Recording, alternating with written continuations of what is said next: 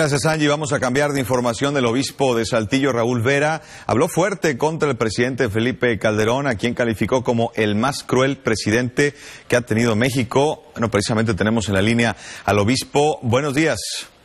Buenos días. Sí, pues gusto saludarte y a tu auditorio. Gracias, señor obispo. Pues una declaración fuerte, sin duda. Usted ha dicho que el presidente Calderón ha sido el más cruel de los presidentes de México. ¿No considera usted que el presidente ha tenido buenas intenciones en su estrategia? Pues los resultados son crueldad.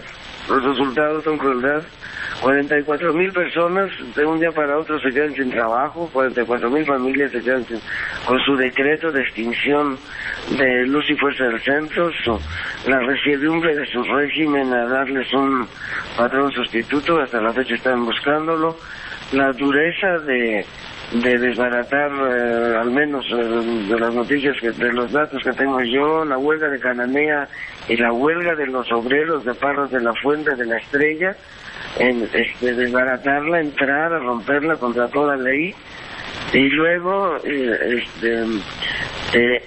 mandar una iniciativa de reforma laboral a la Ley Federal del Trabajo, en donde deja esclavos a los obreros mexicanos, en donde les quita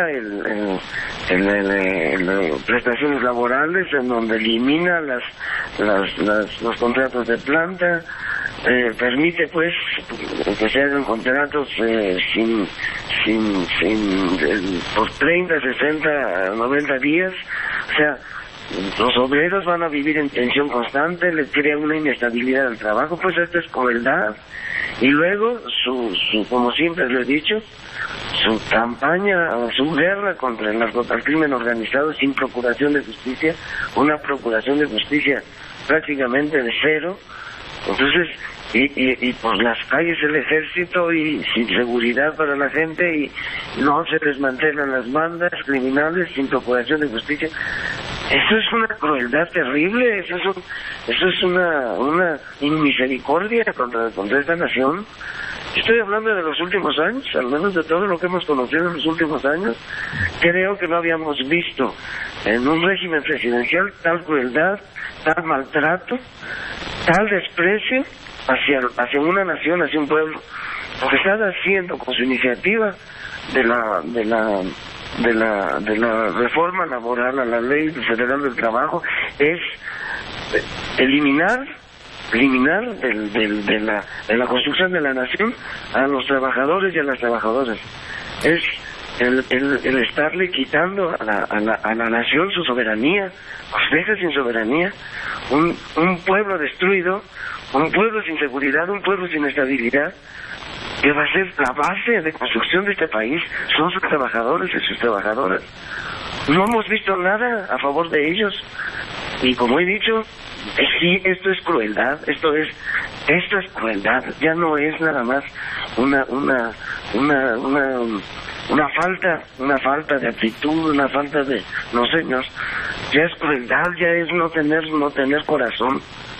Pero, señor obispo, volviendo al tema en concreto de la seguridad, lo que dijo ayer, por cierto, el general Oscar Naranjo, que es asesor del equipo de transición de Enrique Peña Nieto, dice que es injusto hablar o culpar al presidente Felipe Calderón sobre las muertes, y que más bien habría que voltear al crimen organizado para esto. Pero si el señor mismo, el señor Naranjo, declara al país, y esta es una declaración que hace ante el país, y el señor considera un error esa guerra. El señor Naranjo pues habla aquí en México de un modo y en España de otro. Las decisiones del señor, el que tiene el mando sobre las Fuerzas Armadas de este país, el comandante supremo, es el señor presidente Calderón. El crimen organizado ha crecido por su estrategia. Su estrategia ha hecho crecer al crimen organizado. El crimen organizado se ha incrustado más dentro y con la corrupción de las estructuras públicas, precisamente porque nunca ha habido procuración de justicia.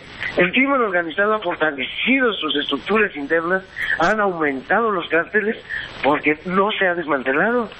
Claro, por favor, ¿cómo que no van a ser responsables el señor presidente de la República? Si él es el que decide esa metodología y él la mantiene y él la sostiene toda la vida. ¿Cómo no va a ser culpable? ¿Cómo si no hace funcionar las estructuras de justicia, no las hace funcionar?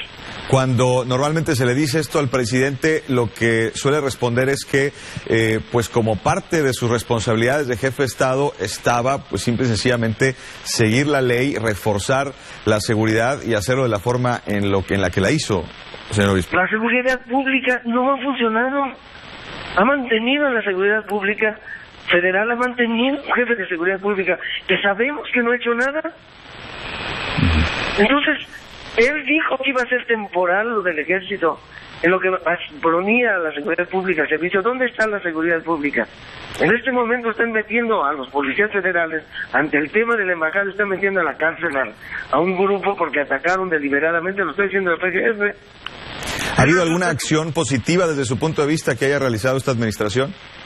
¿Una acción positiva? Sí. Pues al principio parecían positivas, pero se eternizó lo que parecía positivo cuando él dijo por ahora el ejército, pero se eternizó su estrategia, y su estrategia nunca hizo nada por la procuración de justicia. Digo, de cosas muy graves, hay cosas muy graves. No es cosas muy graves. Normalmente los actos morales deben ir, los actos, cuando nosotros revisamos los actos morales deben estar integrados en una responsabilidad ética. No podemos hablar de una persona, hizo cosas buenas, yo hizo cosas malas. Una persona que no tiene perfección, y un estadista, un presidente de la República debe tener perfección, debe tener preparación y debe tener responsabilidad ética en todos sus actos, y debe estructurar a la nación para que la nación viva. No hacer unas cositas buenas y unas cosas malas muy graves. El juicio del acto moral es de la integración que una persona logra de todo su ser para actuar con una perfección ética, con una responsabilidad ética profunda. Él es estadista, él es responsable de una gran cantidad de habitantes de esta nación, y no puede ser mitad y mitad. Bien. Tiene que ser un estadista y tiene que ser un hombre que aplique con ética profesional todo lo que tiene que hacer un estadista en las políticas públicas para que una nación camine por donde debe caminar. Bien, pues ahí queda su opinión. Raúl Vera, obispo de Saltillo, agradecemos mucho la entrevista. Gracias. Para servirte, encantado. Gracias, buenos días. Vamos a una breve pausa.